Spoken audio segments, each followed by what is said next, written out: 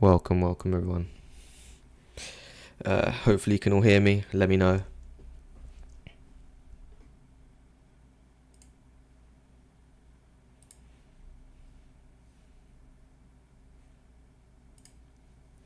And we'll get going any second now. Just wanted to make sure it's all good. Welcome. There we go. They're all in here.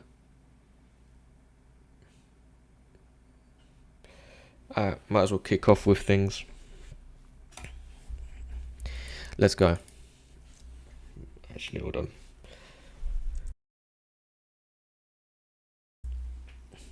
Loud and clear. Alright, cool, let's go. So, Bitcoin. Again, I'll run through my plan as I do every kind of week. And then from there onwards, you let me know your any question, etc. I'll go over order flow questions, TPO charts, footprint, the general stuff that I'm planning to trade myself this week, and yeah, I'll run through it.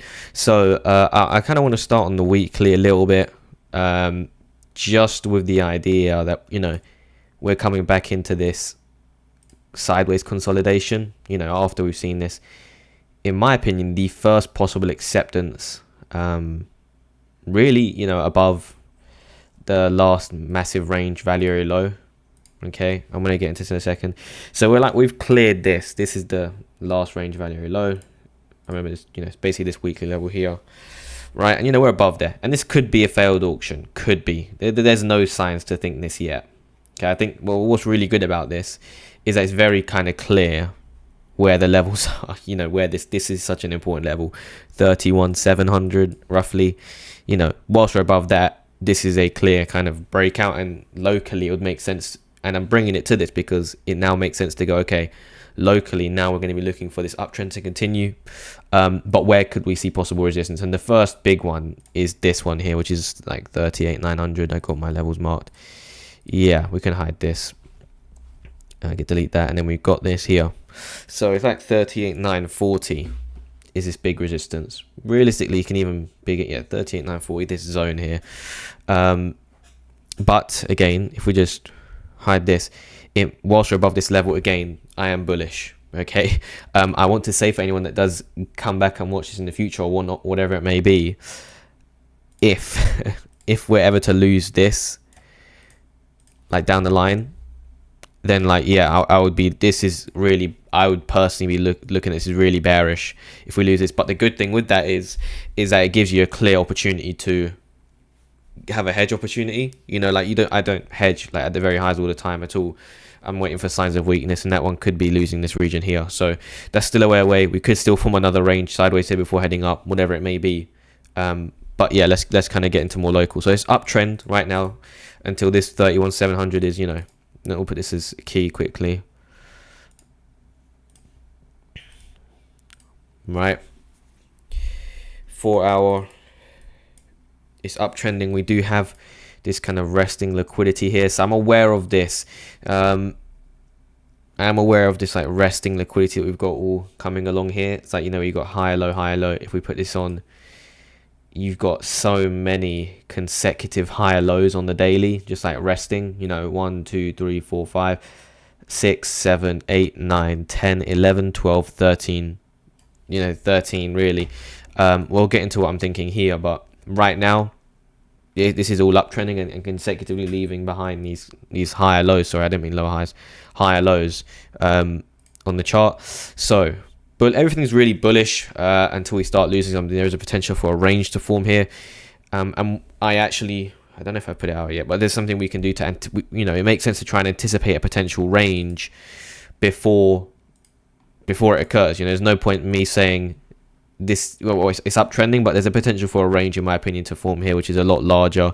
And then whether that breaks to the upside or downside is kind of going to be the detrimental factor, I think, for the next few months or even years.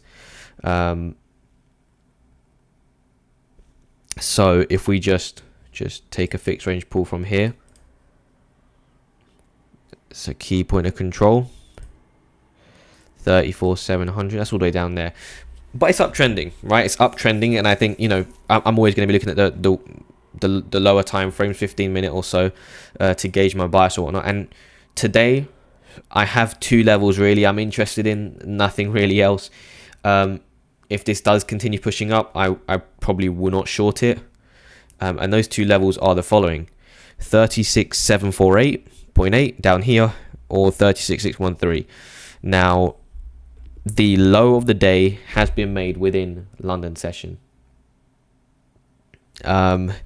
Wait, has it? I need to double check on my times if that's accurate. I believe it is. Yes. Let me just think. Yeah. Is it? Okay, I need to double check that, but I believe this was put in within London session. And if it is, then obviously the chances are that we continue heading down a little bit, maybe for like an S&P before higher prices.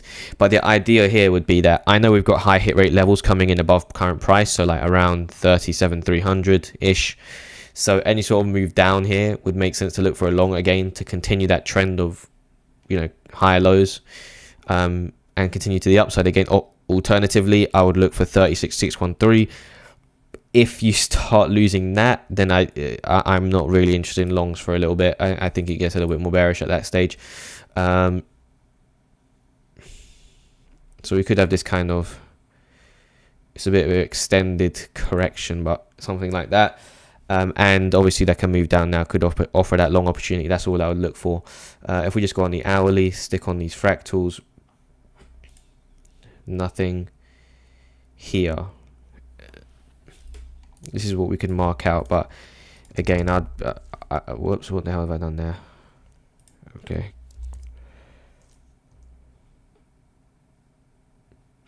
Down here, that's all the way down there. That's not really too much of interest. I'm very clear on the levels there, those two. And if it continues to move up today, then I'm just not interested in anything in terms of like shorts, in terms of this local price action. So yeah, hopefully that makes a bit of sense. I'm looking for literally longs if we drop down here, and if not, I'm not interested.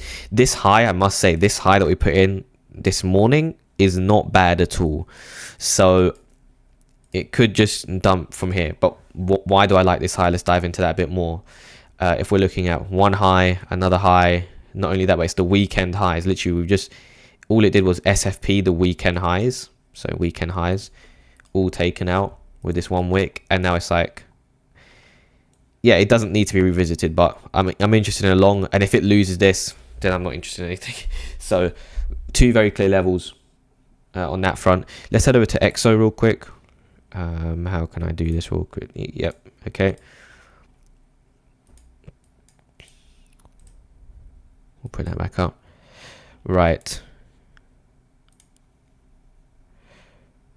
If anyone interested, I do actually trade on my Mac nowadays. I actually only use this massive PC for streaming, literally nothing else right at the moment.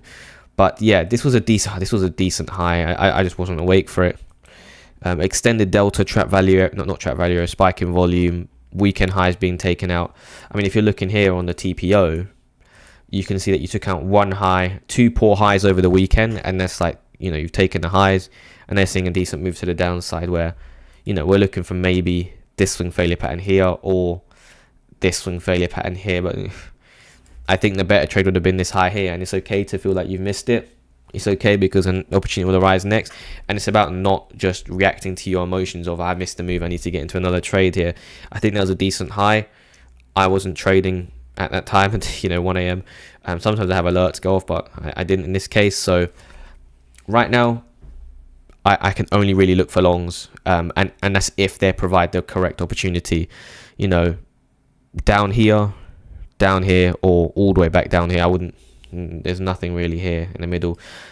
And then if you start to lose this region here, well then I would be honestly thinking that we're going to be starting to clean up all of this, and then it's just a much larger range to play out. And I probably would wait until the next few days to pan out before seeing any sort of more local trades. I would say usually, you know, most weeks I always come on here and I give you my thoughts.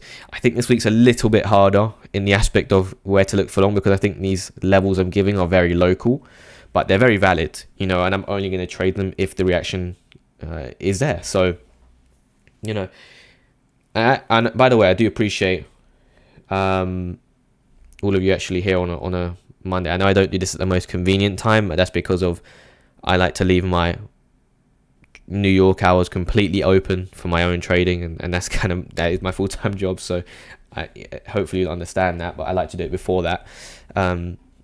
So and as late to that as possible, so a lot of you can try get in here and get it live. So yeah, this is kind of where we are. Is there anything else of interest if we just merge these together? This, you know what, I did actually want to show you this as well. We'll head back over to TradingView quickly. Okay, and if we just take like a fixed range pull of this, we have a point of control down here. It's not like massively important, but if we get like some sort of, and this is the thing again, I'll always bring into the aspect of it time, right? I think this will head down, and it could offer the opportunity, but if we don't get it, you know, like, I'm very much okay with that also because of the reaction. But if we get 12:20 UTC, so in like an hour or so from now, just around an hour from now, if we get like an SFP of this low or the low beneath that, then that's like really good opportunity. I'm definitely going to take it, especially if the reaction is still there. So again, you can see here, this is the point of control, liquidity. The idea would be like take the SFPs into the liquidity and then see a bounce. I think if we lose that, then again, it's getting a bit shaky for a bit of a larger move to the downside over the start of this week. Okay. I'll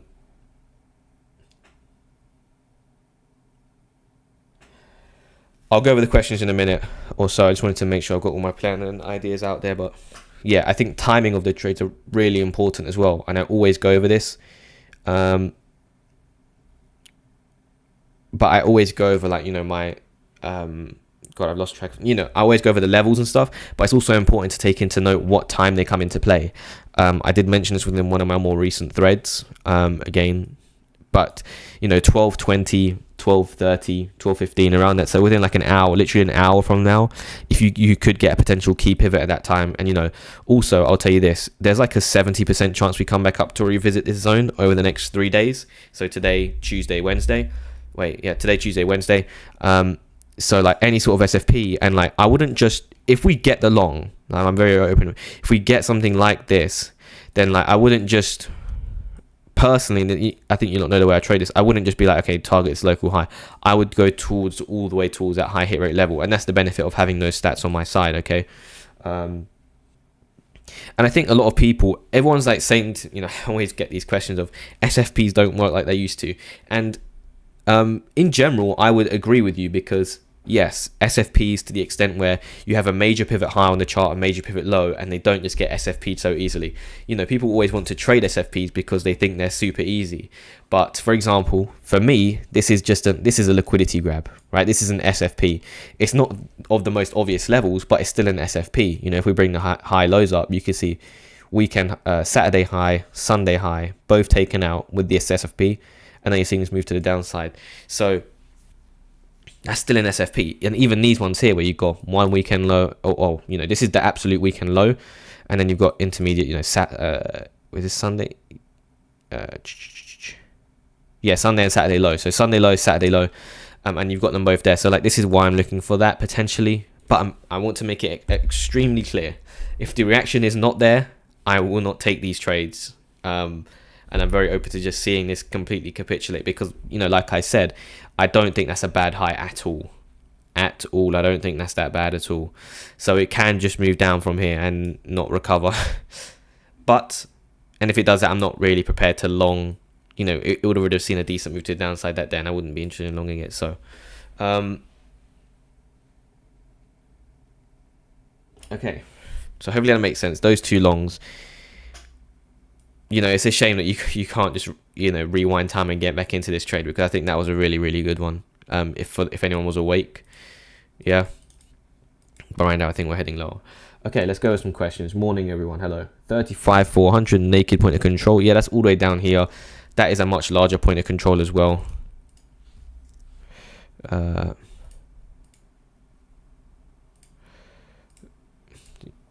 Okay.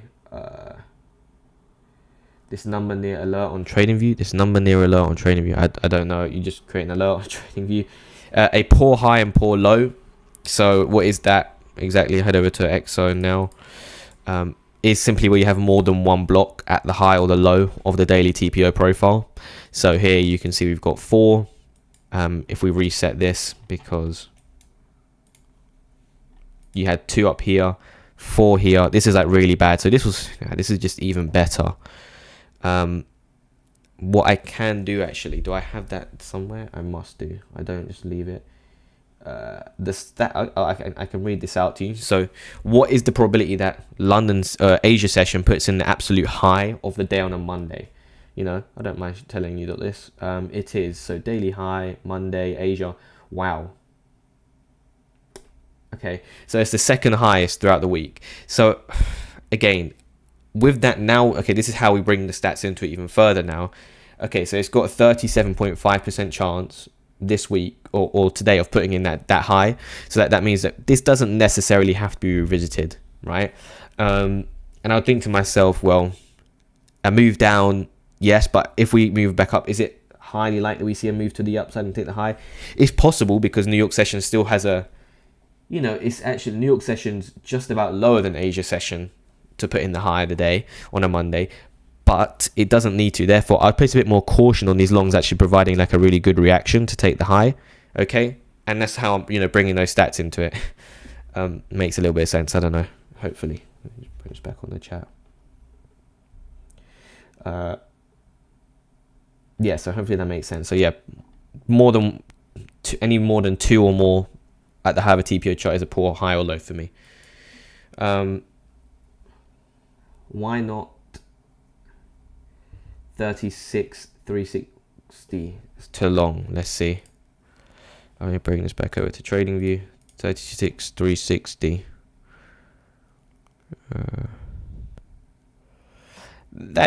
Yeah, potentially. That's a good question. I just don't think so. I mean, maybe, but I think at that point you've also lost this point of control. So I wouldn't really be as eager as before, whereas you're still remaining above all point of controls in that case. I've always brought up these harmonics. I think this is way too quick. It's a bit ugly. I don't like that.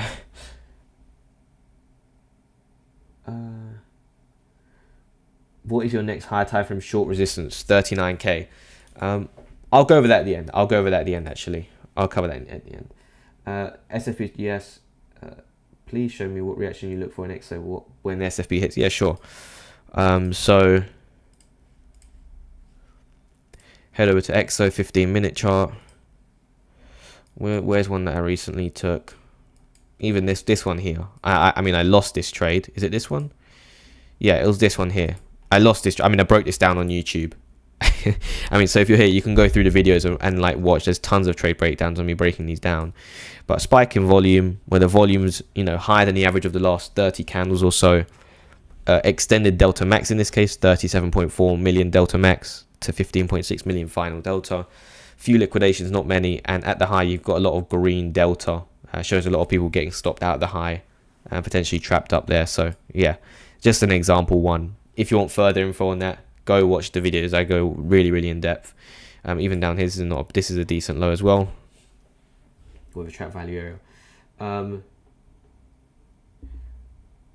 Appreciate it, JMO. Appreciate it, man. I see different chart type in your trading view, like high, low, London. How do you create that? You have like a sessions indicator you can use. I think that's what you're asking. Ask again if I don't know if that's too clear of a question. Was left behind on Thursday last week as well. Yeah, I'm not 36,410 not bad region. So it's kind of a big zone as a whole. 618, I don't really trade fibs too much, to be honest. But yeah, sure. But if we have just one block on top of TV, do you consider it a good high or low? Some people consider 2 block. My preference would be 2 block. Obviously, the more blocks you have at the absolute high, the poorer it is. So yeah.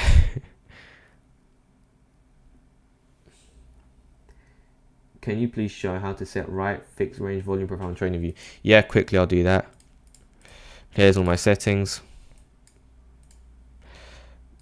Number of rows, 100 row size, up, down, 70. And then the colors, you can do that with yourself.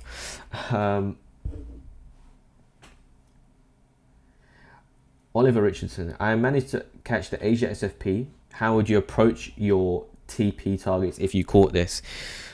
Well, if you caught this trade, depends on your entry, first of all. I mean, if it's something like this, then what would I do?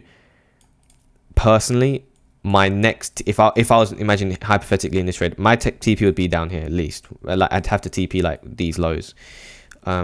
So something like this, and I could take a take profit. That's not saying to close it, because it could do this and it could rally, but also on the flip side, it could do this and then it could just do this. So like, take profit here and then manage it to see, is this actually looking strong on the bounce? If it is, then it would make sense to close out further amount of it. Yeah. God, my mouth's going dry. Thank you for all the questions, by the way. I appreciate all of you lot here right now.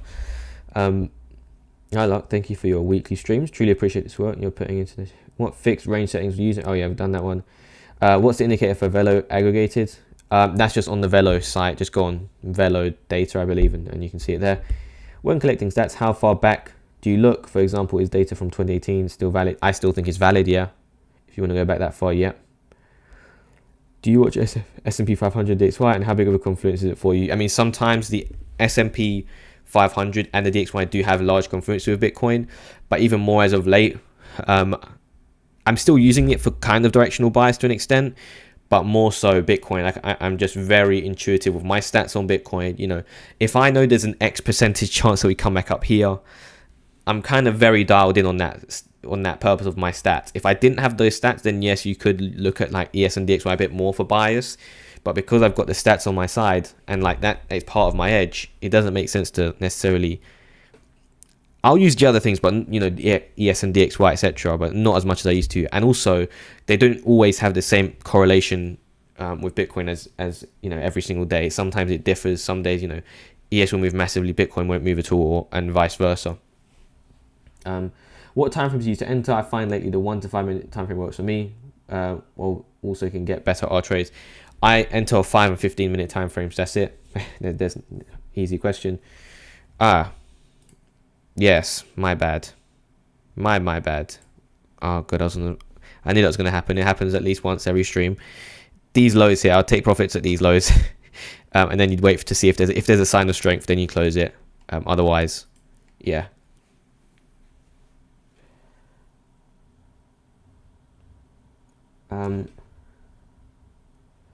What tick do you use for naked POCs and daily, weekly, monthly? So I'll just read this out.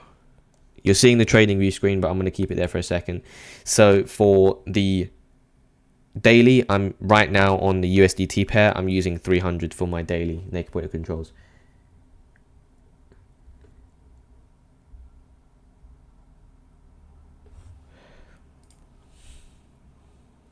Yeah. So, you know, hopefully this is making a bit of sense to some of you all.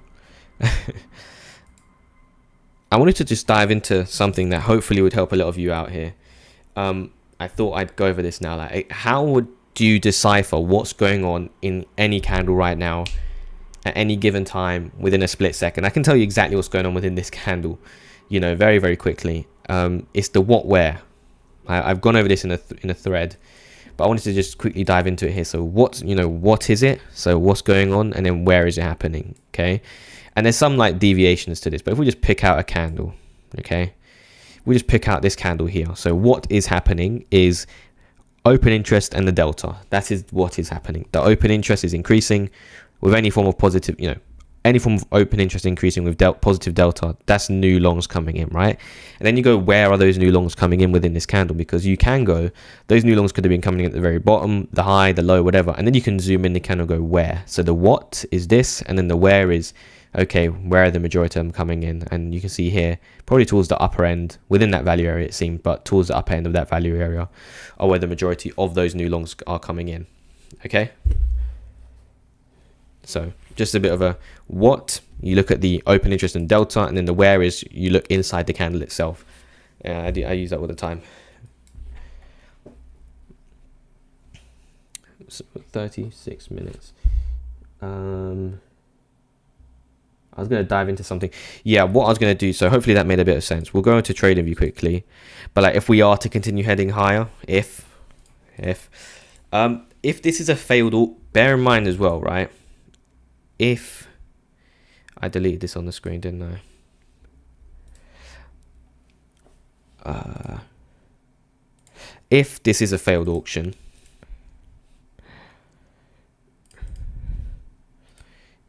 if this is like some sort of failed auction here, larger, then I don't think it heads much higher than where we are now. Like, I think it could really just, this could be the highs. A failed auction isn't like a massive move away, and then like this is not a failed auction. It's like not very, you know, it's hard to, you can't give it a direct percentage, but I would say, you know, this is a decent, this is a, I don't want to see it extend further, otherwise it's like I would say it's a larger breakout. So yeah, right now I see this just bullish, but if we lose this, then, you know, we're talking, whoa, you got to clean, there's this to clean up. So like I would even hedge, I would hedge there again if you were to see that. But hopefully this is making sense in the terms of like my, first of all, my order flow perspective. And again, I posted this on X and Twitter as well, whatever it is. But like, you know, I see a lot of people posting, this is the new bull run, this is the new bear run, you know, and whether I think it is or whether someone else thinks it is, and whether they share their opinion or not, shouldn't have any sort of effect on you as your trader or your positioning. You know, and if it does, I don't think you're going to get that far. And I think that's extremely important to note. You know, whether this is especially if you're going to be, you want to be a full-time day trader, which I'm sure the majority of you are or want to be or whatever, you can't base your, you know, you can't let someone else's opinion on something, in my opinion, which is completely irrelevant for us as intraday day traders, affect your trades and your positioning. And if it does, you need to stop that now. You know, like, yeah, that's what I'd say.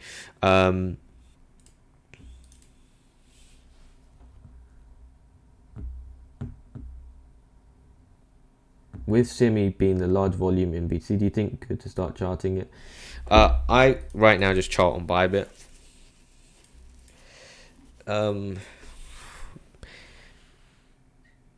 I think we've got very, I'm very kind of clear on the levels. I do like these levels.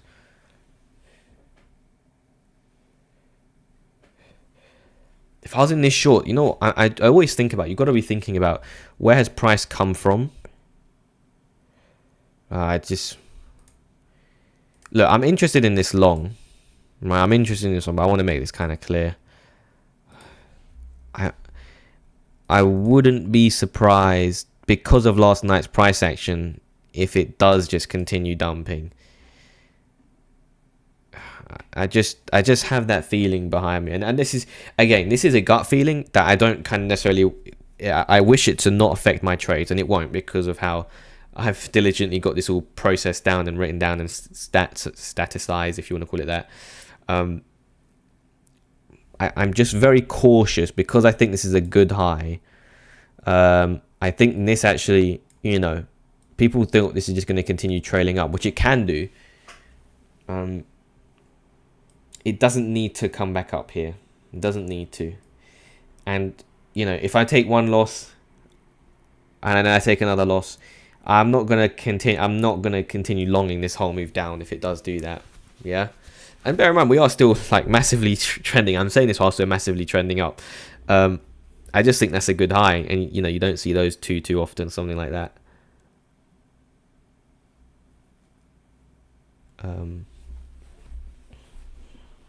So yeah, I think there's that. Let's head over to XO and talk a bit more about any sort of order flow questions, etc. Session clusters, let's bring these up. And the session liquidity. Ooh. You can even see here, this is the session liquidity. SFP of 1, 2, all these. This is really good. Because you can see here how it took out this session high, this session high, this session high, this session high in one session candle. Run a lot of liquidity there in Asia, and that could just now lead us to continue heading down. But again, I'm not positioned short, so, and I'm not going to short directly where we are now, at least for a local intraday trade. So the only kind of option for me is no trade or look for a long on a move down. and that's why I'm bringing you the plan I've got today. So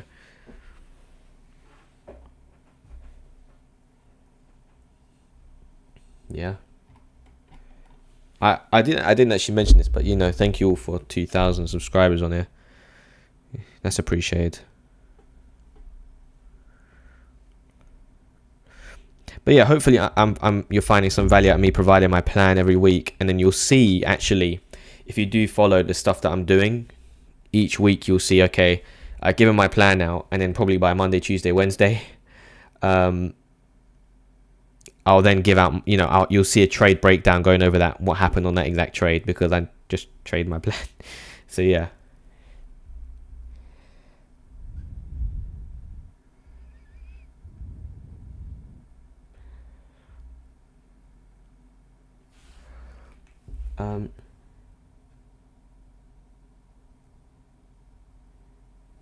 I know, late. Appreciate you putting out this thing. Appreciate, and don't hesitate to go back and re-watch. Like when I'm planning out this stuff, like going through what I'm thinking. I think it's very kind of clear at this stage what I'm looking at least the levels. I'm just aware of this. I'm also aware that high hit rate level, like the best case scenario for me right now is that we get, whether we SFP this or this, depends on the reaction, something like this, whatever. And then I can target those high hit rate levels, because then that offers a really good R trade, right? But if you start using this point of control, I think it's, we're looking at least down towards 36, 160. This low could provide a reaction, but ultimately I'll be thinking lower prices. I caught the Asia high. Oh no, let me go with this question. Sorry. Do you trade the DOM or do you use it in your trading? Truth is, no, I don't use it very much. The tape on the occasion, yes. And I'll do some thread on that, but most of the time, no. It's just on there right now because I have to do testing purposes with it for EXO. I caught the Asia high last night. Many thanks to your live stream last week. They really helped me out. Thank you, I appreciate that. That's good to hear. Again, any questions, just don't hesitate to ask away.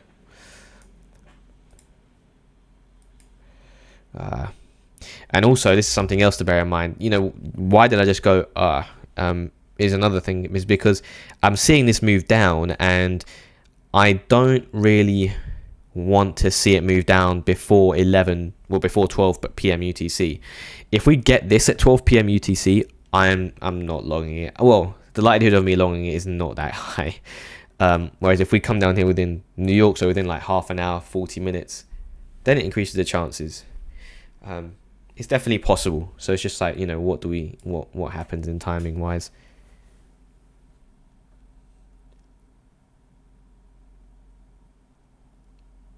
I don't look at CME gaps, no. Not really, at least. Let's do some other stuff. If we just go on like the 4 hour.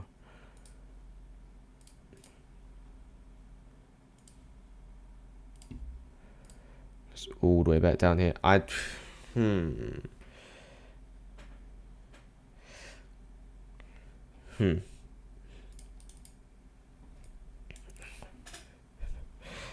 See something here.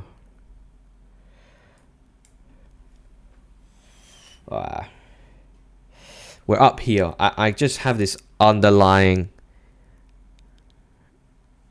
I know. Oh god. I just have this underlying. I didn't do anything anyway. I was just kind of thinking whilst looking at the weekly. I just have this underlying slight bearish bias. At least like on the higher time frames. And it's just about thinking, how do we manage that? And that, it's crazy for me to say that, but like it's that underlying bearish bias is simply based on, it's like mainly based on like literally the high we put in last night. I just really kind of like it. I don't, and this is something you'll just get with experience in that case. I've seen a lot of highs like, you don't see many highs like this so good. So if we surpass this and you're looking at massive rallies,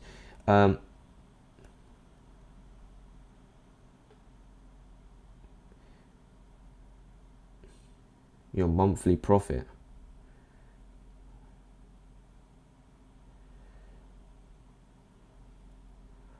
I mean, I have targets. I used to have monthly targets. Now I have kind of like quarterly targets. I'll cover that in another video. I have both, but more. I kind of look much more towards my quarterly targets. No,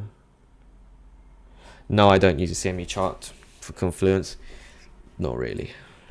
We actually had this from last week. I'll delete this stuff now, but I mean, you can see the trades taken, etc. And I never want to like just. I don't like the gloating at all over flipping positions or whatnot. It's really not useful to anyone. But the trades themselves, I want to talk about how we can manage them. So if we get an SFP down here, ideal scenario for me, really ideal, would be something like this, because it's not only taking 1-2 lows, but it's taking London low, right? And then we can target towards the high hit rate level, which is like up towards here. And obviously I don't know where I'm going to enter, but like it would at least be looking to give me like a 2R, you know. That's like kind of the way it would be looking, especially on like a key time pivot. Well, what impact does time have on my trade setup? That's a really good question, and stuff I like answering stuff like that, because for example, London session, if this low, if we're to move down here within London session, I'm less excited for trading that. I don't think it might not hold. But if we get this within New York session, and this is based on stats, because the stats for putting in the low in New York session, again, are probably like higher than they are in London session. So it makes sense to look for the low to be put in for the day, and then you can reverse it potentially, you know, and that's something you can look for. So that's what the kind of aspect time plays on it. You know, I'm not really, because I trade a lot of reversals. I mean, something to note, something I could have traded, but I don't trade this very often unless it's very obvious. It was really possible today, though, to be honest. That's good. It's basically where I don't trade London session unless I'm like fading the move, where Asia puts in a really good high. You then get like a change of structure within London session. It then puts in like a lower high in this case, and because you know that London session is going to get continuation, or you know, because you this isn't going to be the low of the day, you can like short it and like look for the London low as a target. That's definitely, I don't really trade that many specific setups, but that's one of them. And I didn't trade it today, so.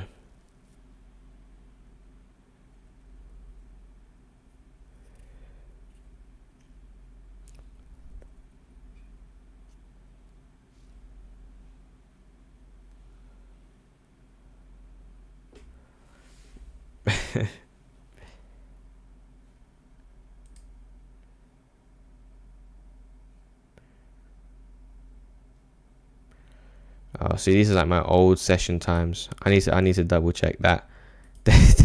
These are extremely old.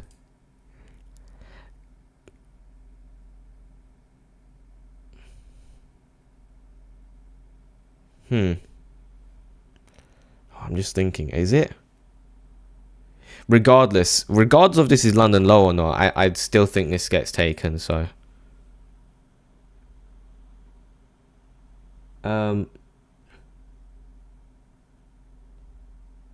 Yeah, I do. I posted it within my Twitter. I'll check that in a sec. What do you think is possible to collect sets with AI? Something like, yeah, it's possible. I've used some help with it before.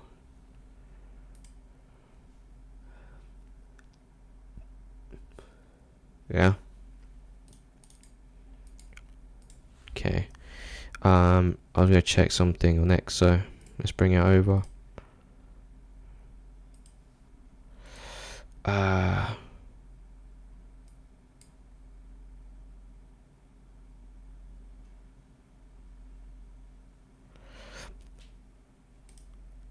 Just refresh this.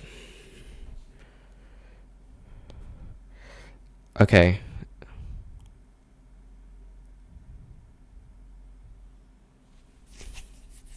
So I must be like going crazy with the idea that this is, just thinking.